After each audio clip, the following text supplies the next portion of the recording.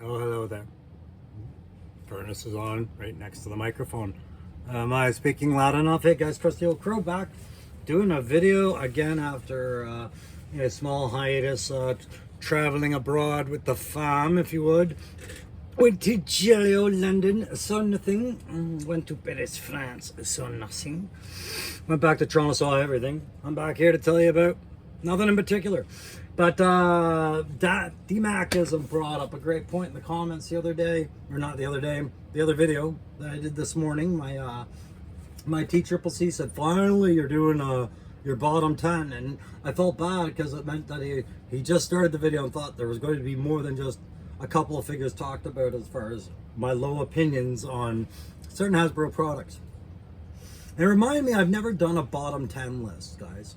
I'm not a big huge fan of doing top 10s. I like doing them, but I find my opinions on classified as a series for Hasbro and as a toy collector and as a Joe fan more than anything. It varies. It just depends on where you catch me on that series, whether I'm a big fan of a figure or I become less of a fan of that figure over time.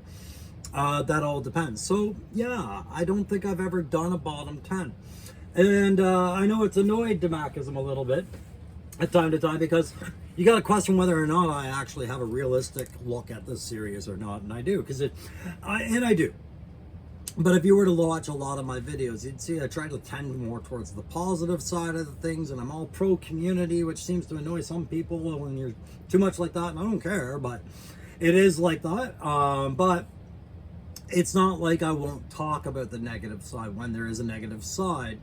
I just try not to get too heated about stuff because, you know, I can tunnel vision on the negative and it would make it sound like I never even ever appreciated the product to start with. And that's how I find I see some people when they make their negative videos about something that they really are bothered by. I'm like, well, wait a minute.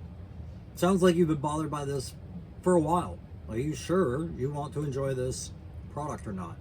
And I've never wanted to send that message about myself. I do enjoy this line. But, of course, like every other guy out there and every other YouTuber, of course I have a bottom 10. I have a series of figures that either I have in my collection or I have no intention of getting in my collection because I'm not a big fan of them, but I have them just because they're required for me to be somewhat completionist. And as I've always advocated, part of my tactical perspective is to challenge my own perspective and put the damn thing in my hand. And if I'm going to put the damn thing in my hand, I'm probably going to shell out a pretty buck for it, aren't I? So we watch YouTube reviews to see if that's worth it. So some of mine might come as a bit of a surprise for you. I know I got a different spin on this. That will surprise you guys. So we're talking about the worst Hasbro figures in my collection or that I'm keeping out of my collection and why they're the worst to me. Just in my quick impressions. And this is for DMACism, one of my subscribers who's also been a very great ally, who's often filled in the blanks on some of these characters when my knowledge hadn't been there.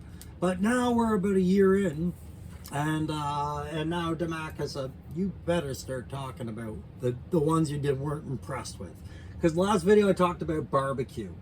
Barbecue was number 1 on this list. We'll just move on to the list. The worst. Here's some honorable mentions before I get to barbecue.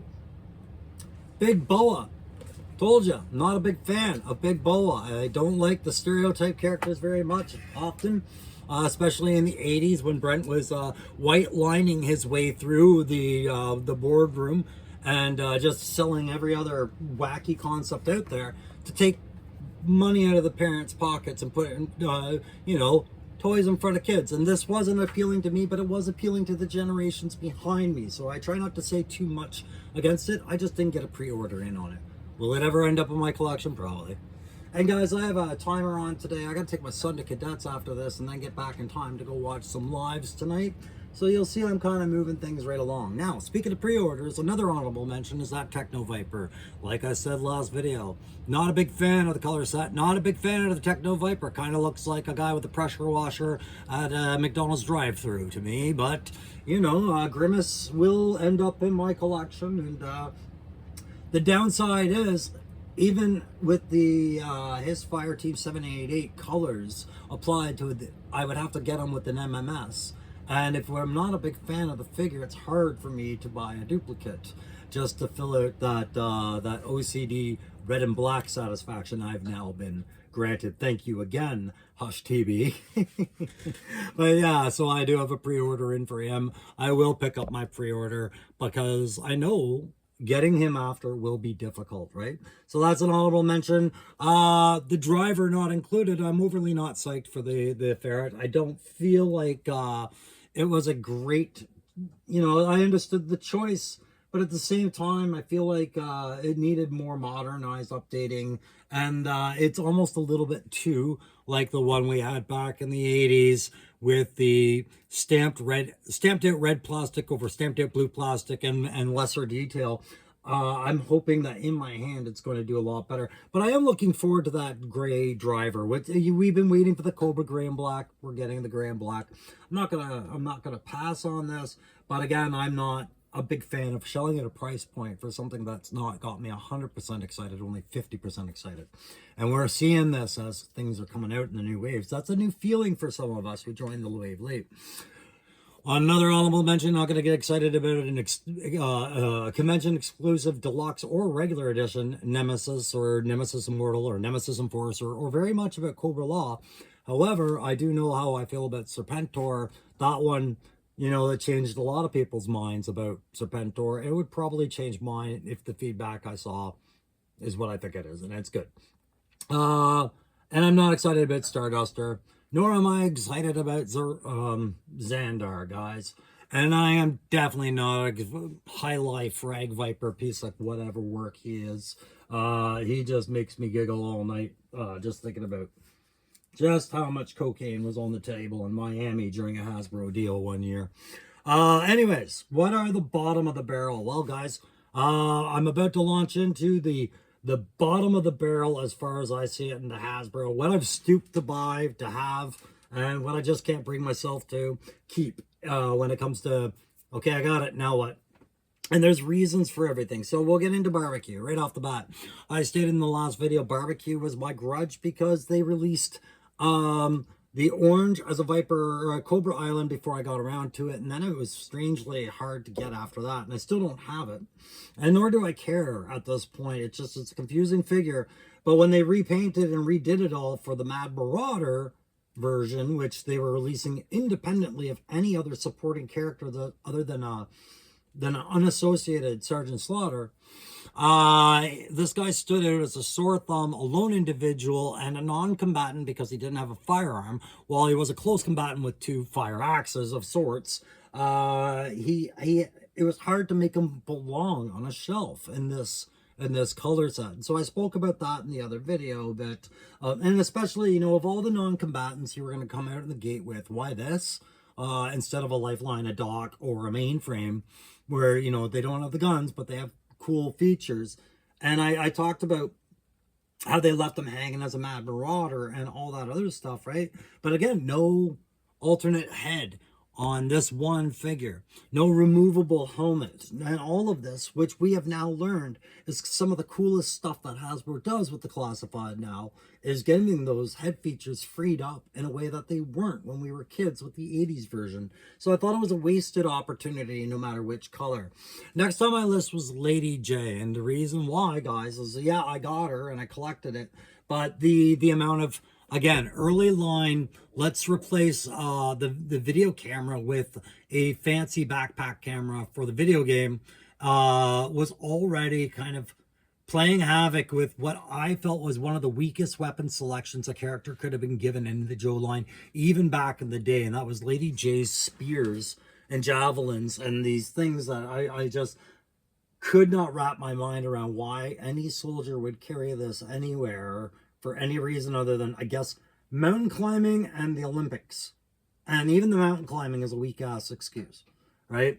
But now this new tech camera replacing the only piece of kit I thought was really good about the original Lady J was that she had that video camera. There was a role there for her. She was recording the battle. She was making notes. She was the after-action review process, intelligence, all of that lost for this other thing. So yeah, I re-rolled my Lady J into one of my RDC characters and my Lifeline and things like that, and I don't have her up here, but I did create my out of some of the parts I created a Lady J to replace mine. We're using parts of that classified Lady J because I kept my retro Lady J the same. And yeah, you see, I still have that stupid hokey weapon, but it's more as a nod to there was other ways to salvage it. And that's the thing that bothered me the most about it is when we get a character with second features, and second features, I mean a change to the headdress state, or a change to the helmet, or a feature weapon with a second function or something. Every character has a feature. Think of Lowlight's rifle. Think of Mutt's dog. Think of Snake Eyes is an overused example, but even the shotgun for Flint opened and closed. Like every character tries to incorporate a feature that's removable or play factor, right? And I found that hers were utterly redundant, useless, or silly. And I didn't like any of them. No hat. I wasn't a fan of how plain she looked. There was nothing outstanding to me about that feature. And even the retro one, well, like I think it's Demakism himself said, was more feminine. And Lady J is still to me a soft character, and they kept her soft. Anyways, that was one of the worst. And that goes hand in hand with the gung ho and the not this roadblock, but that roadblock, like all the early line. And I like that roadblock, but the sci-fi weapon era for Operation Blackout video game, where it was pairing up with classified, I was not a fan of it. However, you'll see this show up on another list another day about things I'm hunting.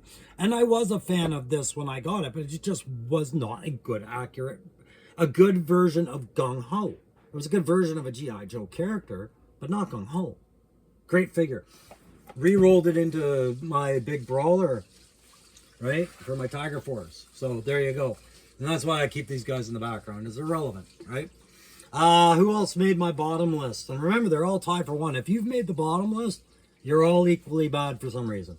Yeah. So Roadblock got confusing. Falcone, obvious reasons, right?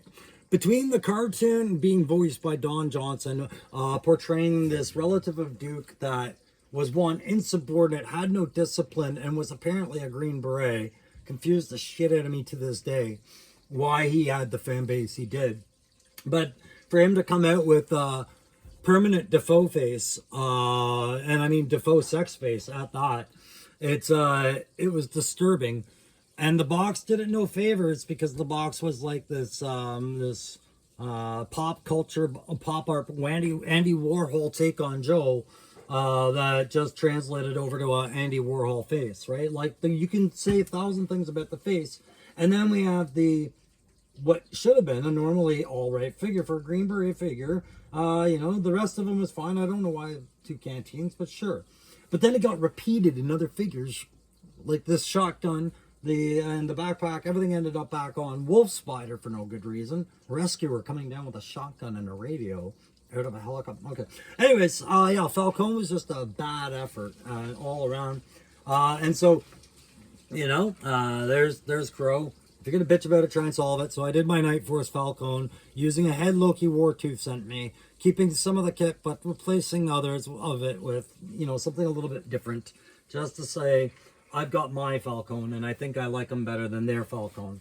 Next up on the bottom of the list, guys, is the Baroness. Not just any Baroness, but the Baroness that came with the Cobra Coil. Now, is it because it's a terrible figure? No, it's really not. But the articulation is kind of lacking.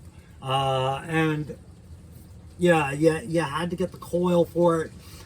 Canada, we had a kind of an abundance at some point. I managed to get a couple of coils at sale prices and ended up with a couple of these. And this is where the fault comes in with it, right? So, I mean, whether you love it or hate it, the coil's, it's a bike accessory. You pay the bike price and everything. But it was the only way to get the long-haired Baroness the way you wanted her for the time versus, say, Snake Eyes Origins Baroness, which is terrible. And then on top of it, there was some elbow articulation issues that kept it very limited in its posing. But the part that I'm saying bothered me was that you had this motorcycle helmet, you had the perfect ability to go back to the ferret premise, give us a troop builder rider that had its own flavor that would make us want to buy the coil more, right? Do the Baroness outside of it. But you didn't, and really all you gave us for a troop builder was her body and a helmet. And that whole body was synonymous with the Baroness. You couldn't confuse it for a troop builder, really. So it was kind of a difficult swallow. I never kept it a secret. I was never a fan of Copperhead as a kid. I'm still not a fan of him today, but at least the figure came out well. His kit's great, but why again do we get a character who was supposed to come with a vehicle, not come with a vehicle? And then even in the Python Patrol iteration, same issue. And I'm not omitting CoverGirl from that list, but Copperhead stands out there because, again, we have an opportunity where we could have done something like with Scrap Iron, where we could see a bit of storied history behind this guy's face. But nope, we don't get to. And whether it's comic lore or not, it's fine. But I feel like some of these head sculpts are kind of a wasted opportunity. Crockmaster made the list because, again, no secret. As with Copperhead, I don't understand how these two characters did not end up as Dreadnoks. I get that he leads Python Patrol for some reason, but these guys scream Dreadnoks, yet they're not Dreadnoks, right? Again, up here in Canada's Toys R Us, I paid less than half price, I think, for this. And I was really just after what everybody was after. Fiona, and yes, I got the figure with it. Some guys bought multiples so they could do things with Fiona, but I was like, what is this guy's role in a conventional battlefield? He's just defense. What's he defending? Not Zartan Swamp Lair. Not because he's a Dreadnought, maybe because he wishes he were a Dreadnought and Zartan's using him, but he's all close combat weapons and really not the threat he thinks he is with a friggin' crocodile or alligator or whatever. But there's why people bought multiple sets of that. Okay. How did Buzzer make my list? As a Dreadnought, it was the fucking glasses. It pissed me off. Quality control issues puts the next couple in the same spot, guys. I had quality control issue with the Dreadnought Buzzer's glasses, which kind of ruined the figure's vibe for me because his ears were too small for these things to fit in on properly, so I always display them without, right? So that there's a QC issue on one Dreadnought that I had, but I really wanted to like, and I like him more or less despite that. But that appearance, he's not Buzzer without those glasses to me. Zorana makes the list because if I turn Zorana's arm outward, it often just pops right off both sides. So she made the list for that. Plus, I just don't care about Zorana and Xander as much as I did Zartan. I feel like bringing your family into this weird circus Bayou clan mixed with a conventional army, mixed with ninja clans is already weird enough, man. We don't need to keep getting it weirder. Yet Joe will do that. And then, of course, my nunchuck made it on there. I have to get another nunchuck. They're on, I'm sure I can find them on sale now, like at lower prices. But mine came with 2 left feet, quality control issue. That's why he disappointed me. Bottom of the list. And he got kit bashed with my Snake Eyes Origins Storm Shadow to create a Night Forest version to keep my buddy Falcone the more tolerable company. Alright, who else makes that list? This Cobra Commander. Why? Well, because they gave us a Cobra Commander of great prominence and great stature and everything like that.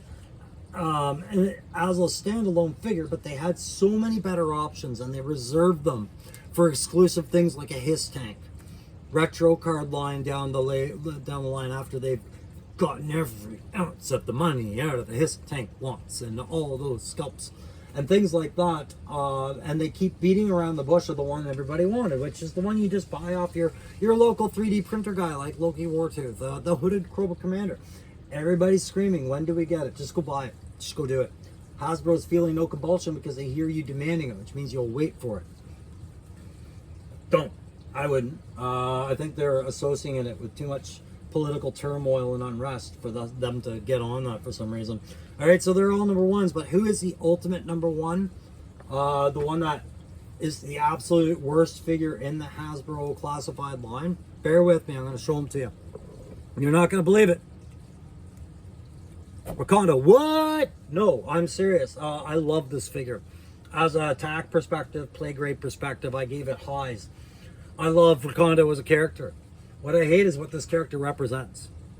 This is the character that told us it's okay to put out the repaint before we do the original. And then you need to start collecting Tiger Force if you want him to feel at home. And then we follow it up with questionable Tiger Force releases and things like that, like Flint, how he didn't go over that well.